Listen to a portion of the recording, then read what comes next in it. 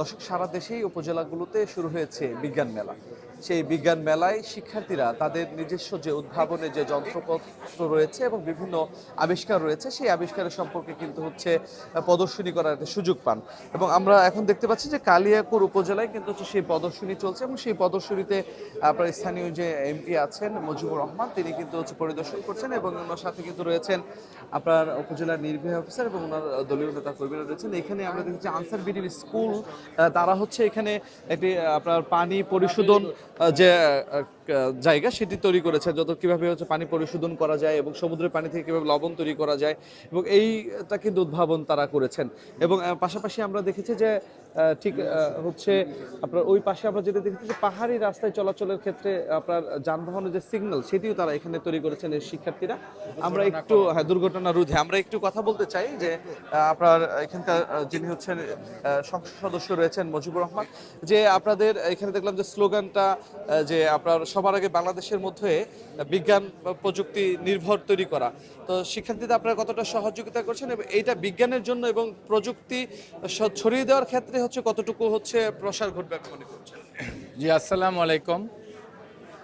আমাদের গত জাতীয় সংসদ নির্বাচনে আমাদের যে বিএনপি নির্বাচনী ইশতেহার, সেই ইশতেহারের মধ্যে এই বিজ্ঞান প্রযুক্তিকে এগিয়ে নেওয়ার জন্য আমাদের ইশতেহার অন্তর্ভুক্ত ছিল। আপনারা জানেন যে গতকাল আমরা যে 9,38,000 কোটি টাকার যে বাজেট দিয়েছেন আমাদের বর্তমান সরকার, সেখানে সবচেয়ে বড় বাজেট দেওয়া হয়েছে শিক্ষা, স্বাস্থ্য এবং মানব সম্পদ উন্নয়নে। আজকের এই মেলা, যারা যে কয়টা স্টল আমরা দেখলাম, আমি তাদের আইডিয়াগুলো দেখে আমি সত্যি খুব খুশি হয়েছি। আমরা মনে করি যে এই যে আমাদের ছাত্র শিক্ষকরা মিলে আমাদের এই প্রযুক্তিকে এগিয়ে নেওয়ার জন্য যে চিন্তাভাবনা শিশুকাল থেকেই, স্কুল জীবন থেকে তাদের মাথায় এসেছে, আগামী দিনে এবং দেশ ও জাতির উন্নয়নে এবং এই ডিজিটাল বাংলাদেশ গড়তে বা আমাদের আধুনিক বিজ্ঞান মানে প্রযুক্তিকে এগিয়ে নেওয়ার জন্য এটা একটা গুরুত্বপূর্ণ ভূমিকা রাখবে। তো আমাদের সবগুলো স্টল দেখা এখনও শেষ হয়নি। আমরা আশা করি যে আমরা সবগুলো স্টল দেখলে আরও কি রয়েছে আমরা একটা ভালো কমেন্টস করতে পারবো, এবং আমাদের এই বাজেট এবং নির্বাচন ইশতেহারের মধ্যেও এই সমস্ত আমাদের এই যে যারা আজকের মেলা করছেন একালে উৎসাহ প্রদান করার জন্য একটা দিক নির্দেশনা রয়েছে। আশা করি যে আমাদের সেই সমস্ত বাস্তবমুখী পদক্ষেপ এই উদ্যোগকে আরও মানে বেগবান করবে এবং সাফল্য করবে ইনশাআল্লাহ। শুনছিলেন তো হচ্ছে যে পরিদর্শনগুলো করছে আপনার, তো এইখানে কিন্তু কালিয়াকৈর উপজেলা 20টি স্কুল হচ্ছে এখানে আপনার অংশগ্রহণ করেছেন এবং বিভিন্ন ইউনিয়ন থেকে কিন্তু সেই স্কুলগুলো এসেছেন, 20টি স্কুল এখানে অংশগ্রহণ করেছেন। অর্থাৎ হচ্ছে এই মেলাগুলো থেকে কিন্তু হচ্ছে আপনার যেভাবে হচ্ছে বিজ্ঞানের যে উদ্ভাবনগুলো হয়েছে সেগুলো হচ্ছে সেন্ট্রালি এবং কেন্দ্রীয়ভাবে কিন্তু হচ্ছে সরকার সেগুলোকে গুরুত্ব দিবে, সেটি কিন্তু হচ্ছে তারা বলছেন। আমরা একটু দেখাতে চাই যে এখানে আপনার কিছু উদ্ভাবন রয়েছে, সেটি একটু আমরা দেখাই। এটা হচ্ছে আপনার আফাজউদ্দিন মেমোরিয়াল স্কুল, তারা সেটি করেছে।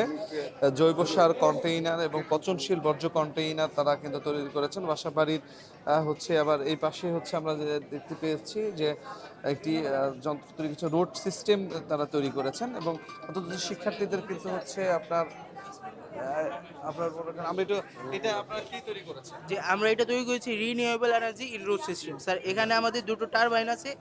আমাদের যখন গাড়ি এদিক দিয়ে যাবে, গাড়ির কারণে যে বাতাস উৎপন্ন হবে, সেই বাতাসের কারণে এই টারবাইনগুলো ঘুরবে এবং টারবাইন ঘোরার ফলে যে বিদ্যুৎটি উৎপন্ন হবে সেটি আমার এই ব্যাটারিতে জমা হবে এবং ব্যাটারিতে জমা হওয়ার পর আমরা রাতের বেলায় এটি দিয়ে আমরা এই যে ল্যাম্পোস্টগুলো জ্বালিয়ে ফেলতে পারি।